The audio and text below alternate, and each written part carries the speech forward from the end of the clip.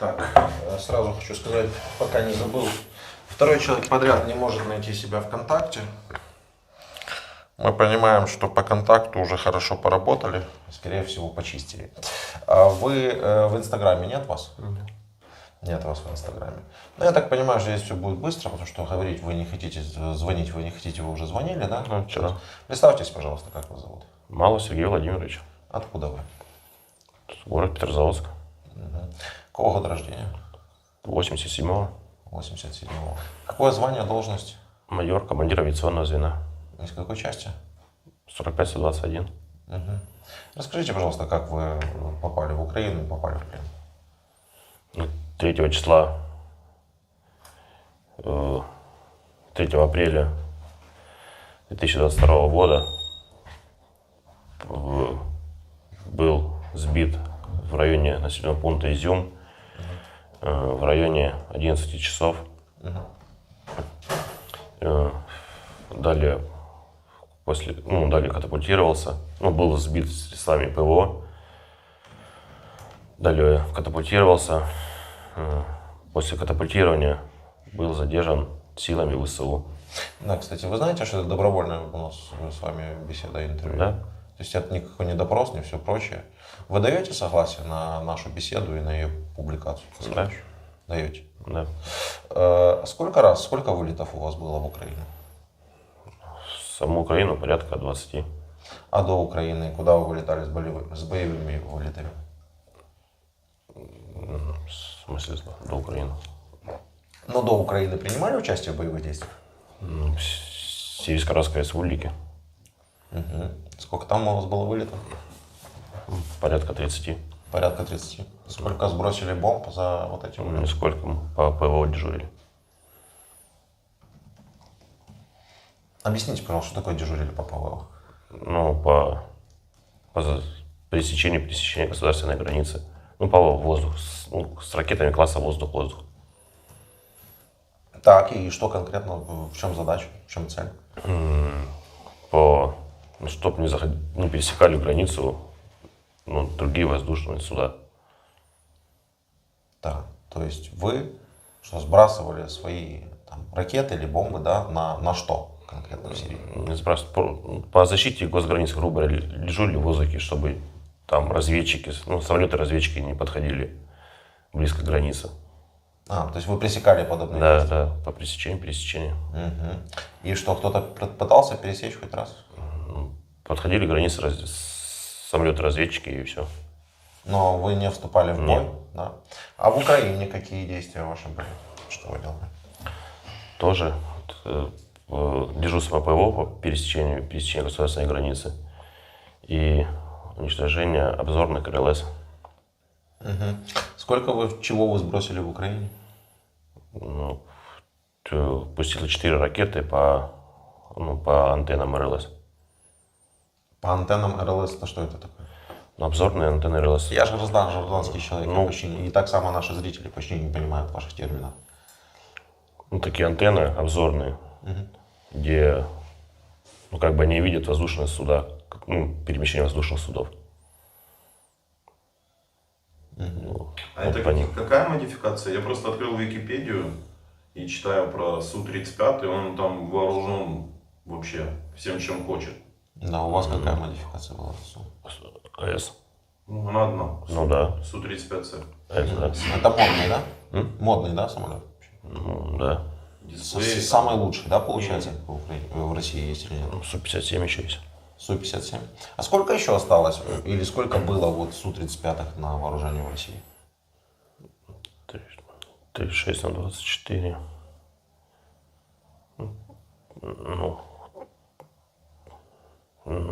Сколько там? 4 умножить.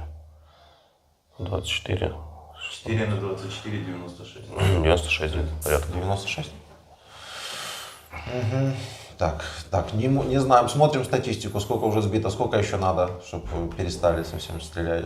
А как вы думаете, сколько надо Украине сбить ваших самолетов, чтобы остальные уже остались в России, и чтобы ваши поняли, что уже не надо сюда лететь, да, чтобы остались для защиты своих границ? Так не скажу, я не знаю. Генералам решать, не знаю. Не знаю. Я понял. Ну, давайте еще раз вернемся. Где находились, в каких локациях вот эти антенны, по которым вы открывали огонь? Ну, населенные пункты. Да. Конотоп. Конотоп. Потом Загорловка. На В, там, населенный пункт. Может, Волновах? В районе Волновах. Потом в восточный населенный пункт Изюм. Так. И еще крайне Краматорск. Краматорск, да. Краматорск? Да. Ну, в районе Харькова, Краматорск, да, По Мариуполю не сбрасывали сначала ничего? Да. Ну, все, о чем вы говорите, все эти населенные пункты, это довольно густо населенные, то есть людьми, там плотность населения большая.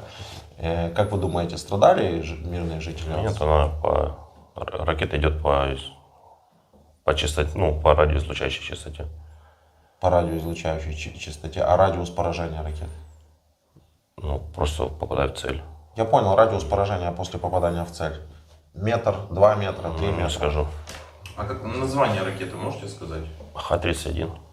Ну, а если вы не знаете радиус поражения ракеты по этой цели, откуда вы можете знать, что не страдали мирные жители? Ну, так нам доводили после работы. Что вам доводили после работы? Ну, Что все нормально, вы бомбанули в такое-то не, место, ну, просто никто не пострадал? антенны не стоят в населенных пунктах. Они стоят за городами, она где-то в поле антенна стоит. Если она будет стоять в городе, как бы ей будет, ну, естественно, препятствия мешать. Они всегда стоят за городом. Ей нужно открытое пространство. Ну, понятно. Не, ну просто кто-то там мог проезжать, например, на автомобиле. Да не, ну там есть, Могло случайно. там есть, если это антенна, там есть обслуживающий Ну, персонал. обслуживающий персонал. Но обслуживающий персонал, по их мнению, это же как бы Это не люди. Да, и не мирные. И вы хотите сказать, что вы за 20 вылетов только сбросили 4 ракеты? Пустил, да. Не каждый вылет. Но вы понимаете, да, что все-таки у этих есть все-таки обслуживающий персонал? Ну, да. Скажите, пожалуйста, как вам убивать людей, как вы себя чувствовали? Так я не убивал, я по антеннам работал. Ну, вы же говорите, вы понимали, что там все-таки есть обслуживающий персонал у этих антенн, и вы понимали, что вы работаете по ракетам, и, скорее всего, страдают люди. Как у человека ощущение, когда он убивает других людей? Неприятно. Неприятно было, да? Да. Вы каждый раз сбрасывали ракету и думали, как мне неприятно. Да. Прям там кнопочка же, наверное, какая-то есть для спуска ракеты. Ну да. Вы нажимаете, и прям вас аж подташнивает, наверное, да? Ну, вот неприятно, но нажимаете. Да. А такой мысли не было, что вот неприятно, и я не буду?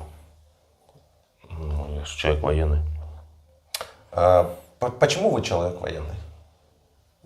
Ну, выбрал такую профессию. Выбрал профессию. Вам платят деньги? Ну, зарплату, да. Вы получаете зарплату. То есть вы понимаете фактически, что вы сбрасываете ракету за зарплату, которую вам платят? Ну, как бы да. То есть вы наемный? Почему, наверное, ну, обычно военнослужащим, который каждый месяц А получает. разве есть у вас где-то в уставе Российской Федерации или в Конституции Российской Федерации такое понятие, как лететь в суверенное государство и сбрасывать там ракеты? Что это за приказ такой вообще? Ну, сверху приказ пришел. Ну а вы думали над тем, что это преступный приказ? Он даже с точки зрения вашего законодательства преступный. Если бы вы объявили войну, то есть какие-то, как они называются, звычаи войны, по-русски даже не помню, как они называются. Обычаи войны какие-то, да, определенные. А вы даже войну не объявили. Вы просто полетели в чужую страну бомбить. Я понимаю, вы рассказываете о том, что вы работали там по каким-то определенным целям. В это кто-то может верить, кто-то может не верить. Но вы полетели в чужое суверенное государство, даже не подумав о том, что вы сбрасываете ракеты. И, возможно, страдают, умирают мирные жители. Сейчас вы говорите, что вам было неприятно это осознавать. Но вы не подумали на тот момент, что вы не просто там механизм какой-то, там просто кнопочка. Вы человек, который несет ответственность за это. Лично. Понимаю.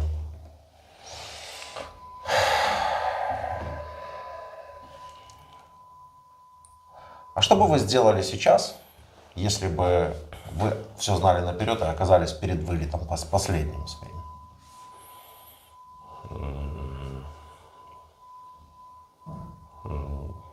Не могу сказать так даже.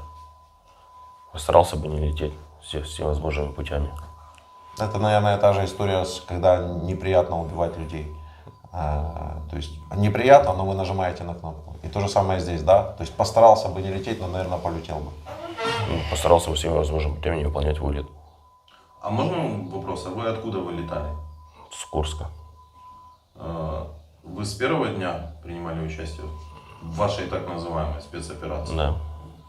То есть вы с 24 февраля, по сути, до 3 апреля, Да. это 1,5 месяца, вы старший офицер, у вас есть мобильный телефон, смартфон, вы видите все, что ваша армия наделала. И сейчас вы просто говорите, что если бы я знал, что попаду в плен, то последний бы раза не полетел. Как-то вот логика.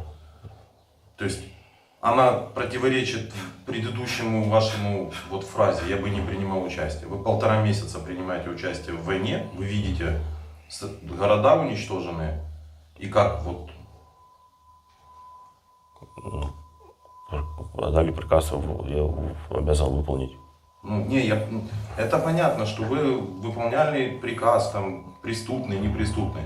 Но вы нам до этого только что сказали, что если бы вы знали наперед, то вы бы отказались и не принимали участие. То есть 1,5 месяца вам не хватило, как бы, возможности отказаться? Не было возможности отказаться. А как не было возможности? Человек военный, то что меня как бы сильно особо не спрашивают. Говорят, вылет во столько-то и выполняешь вылет. А если вам скажу спрыгнуть с 9 этажа? Старший офицер, ну ваш командир. Вы как человек военный пойдете и прыгнете? Нет.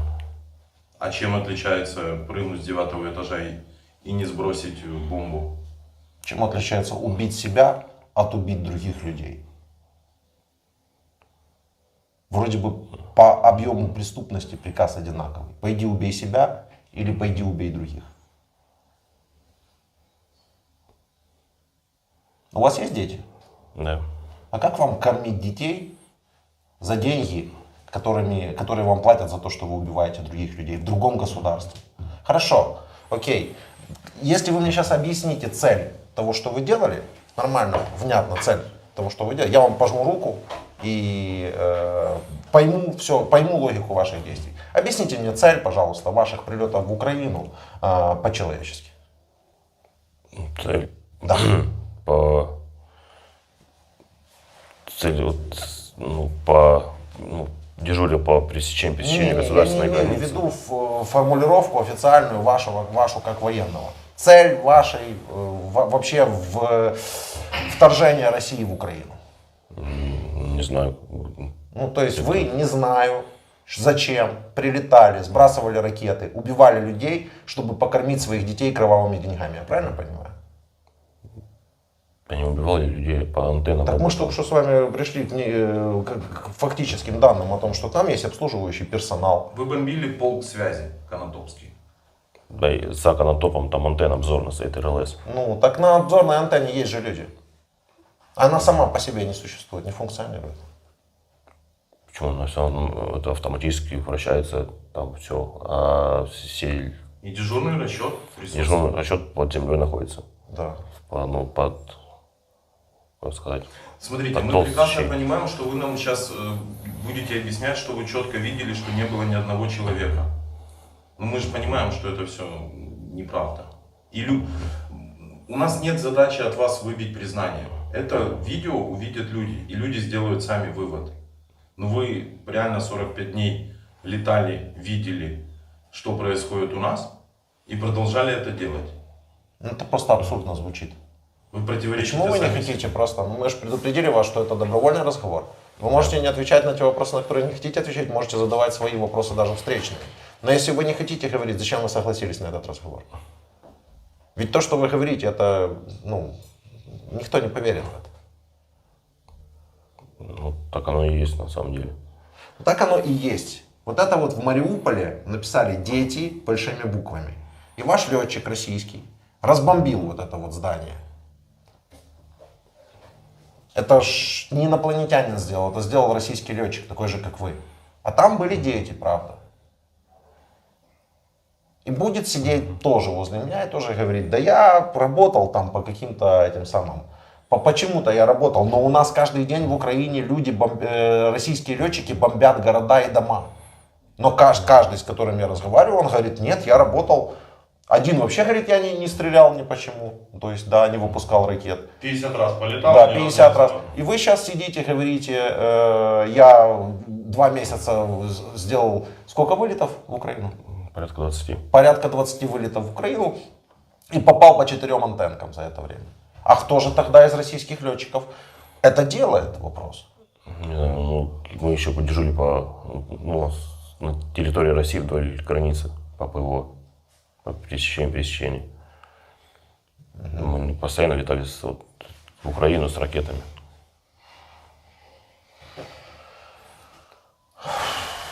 В целом, и в общем, знаешь, у меня, наверное, даже и вопросов нет никаких. Я не знаю, что спрашивать. А где ваш в самолете получается 2 пилота? Один. Один. А чем вас сбили? Либо БУК, либо С-300. Ну, то есть с ПВО. это именно стационарное ПВО, которые могут вас догнать, да? на таких? Ну да. А как происходит вам, вот, вы говорите, стоите вы в курсе, приходит команда лететь. Вот что дальше происходит? Дальше запускайся и в определенное время выполняешь взлет. Вы вот атаку производите, там, сброс по координатам, вы их сами вбиваете или вам... Нет, антенна сама определяет излучающий элемент. А если это не антенна? Она не определит, она по частоте работает. Антенна. Нет, ну вы же ну а если вот вам дают, то есть вы только антенны получается, да, в Украине? Она чисто ракета.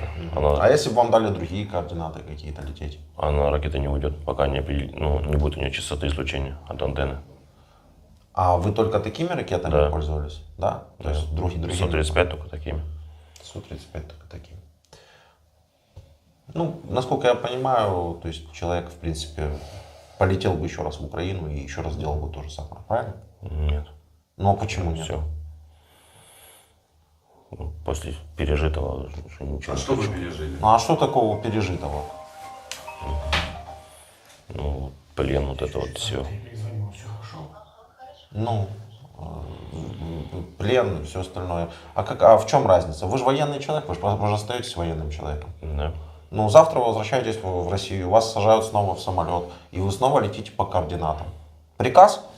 Нет, у меня после катапультирования в госпиталь положен. Полежите в госпитале, война продолжается, сажают в самолет, лети. Приказ?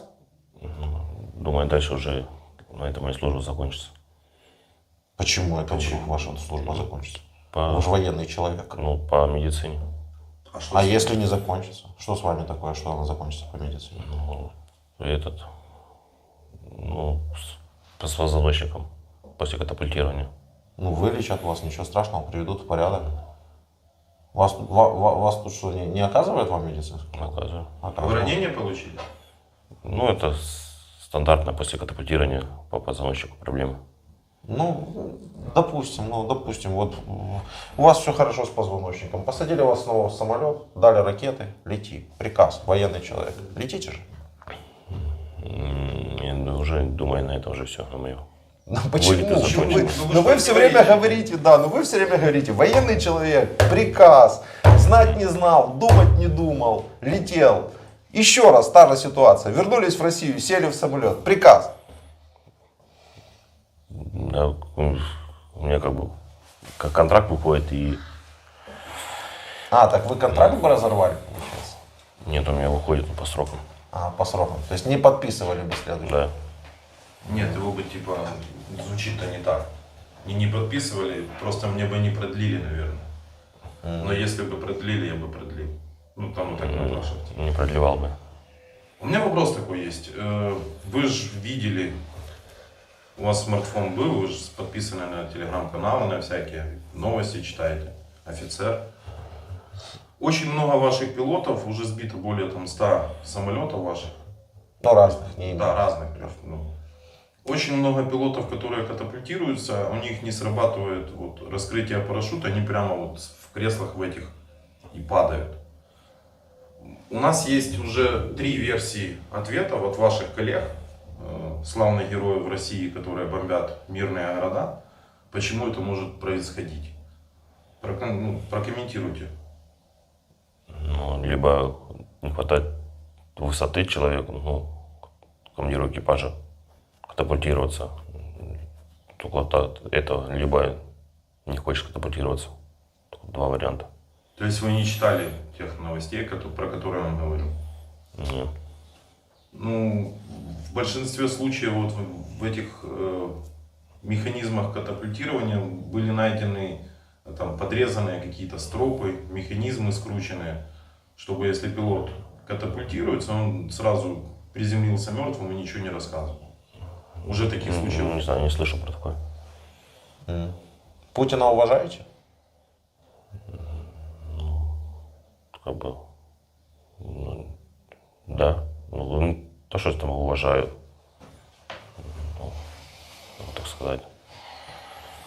Ну, скажите, как есть. Так как, ну, Интересно. Не хотите, вообще не говорите. Ваше дело. Ну, как сказать, с некоторыми его домыслами не согласен. Ну, с какими? Можете поделиться? Ну, допустим, про эту вот спецоперацию. Ну, вы же говорите, вы цели спецоперации-то не понимаете. Может, у него какие-то свои высочайшие цели там есть? Ну, может, есть, но я не понимаю. Ну, а вы их как понимаете? Ну, Не знаю, ну, честно, не могу ответить на этот вопрос. Не знаю. я не могу. Вы офицер, вы смотрели обращение своего президента от 23 числа про спецоперацию. Он говорит, будем украинцев демилитаризировать, денацифицировать. Да. Вы садитесь лететь высоко, понятно, демилитаризировать это лишать украинцев оружия. Денацифицировать как? Что это за термин? Не знаю. Слушайте, ну вы смотрели вообще какие-то сводки в процессе ваших полетов? Вы же видели уже, что города в Украине разбомблены? Ну, видел. Ну, вы же прекрасно знали, что запускается из территории Беларуси, в том числе по нам, артиллерия. Знали? Ну, видел в новостях. Ну, и я же вот об этом говорю. Вы понимаете, что в другой стране гибнут люди. Но они не могут не гибнуть в результате таких обстрелов. Это просто невозможно. И вы все равно летите этому способствовать. Вот просто хочется понять человека, почему он не отказался от этого. Не вышел, не сказал, что, ребята, да, я военный, да, у меня есть приказы, но я не понимаю. Если я не понимаю цели, то я не буду этого делать, потому что это просто убийство.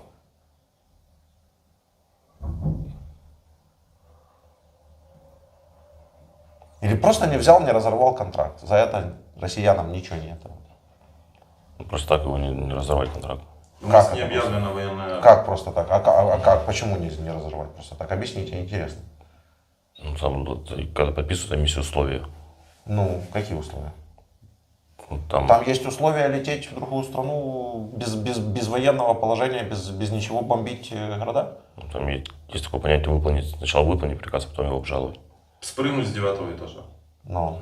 Это разрыв контракта.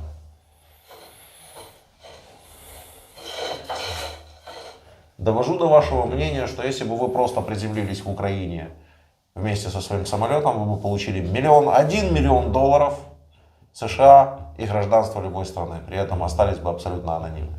То же самое может сделать пилот вертолета, 500 тысяч долларов. Ракетная система залпового огня, 25 тысяч долларов. Что-то маловато. Маловато. Корабль 1 или 2 ранга тоже 1 миллион. Корабль 3 ранга 500 тысяч. Судно военного вспомогательного обеспечения 200 тысяч. Судно малогабаритное 50 тысяч. Танк 100 тысяч. долларов Уже США. же выплачивали. Боевая машина пехоты 50 тысяч, военный автомобиль 10 тысяч. Ну, в общем-то, такие вот цифры у российских военных, если они просто приезжают в Украину, сдаются вместе с техникой, что уже, в общем-то, происходит, это люди потенциально богатые, живые и здоровые. Они сидят в тюрьме и не ждут никакого обмена. Вот и все. Да? Что вы можете от себя передать россиянам, которые идут в Украину убивать людей? По возможности не делать этого. По возможности не делать этого. Ответ как разговор. Спрашивающий, если у тебя есть А вопрос. сколько у вас зарплата? Порядка 150. Ого, так это нормально. 150. Ну, летчик как-никак. Это $2000, да, где-то было? Ну да. То есть вы готовы убивать за $2000 в необъявленной войне, как в Сирии, так и здесь, потому что мне платят деньги. Так получается? Единственное, что я хочу передать, что я надеюсь, ваш ребенок, ваша жена, все ваши послушают сегодня это, там сегодня, завтра послушают это видео, поужинают, да, и поймут, что деньги, которые приходят вам на их ужин, они приходят в связи с тем, что другие дети в Украине умерли, погибли. Другие семьи лишились отцов, лишились матерей. Погибли целые семьи. Погибли в Мариуполе, в частности, более 20 тысяч мирных жителей. И по всей Украине, я даже этой статистики не знаю. Но недавно по Одессе выпустили очередной удар. И отец пошел в магазин покупать пасочку, а в этот момент всю его семью убило российской бомбой. Вот такая вот история.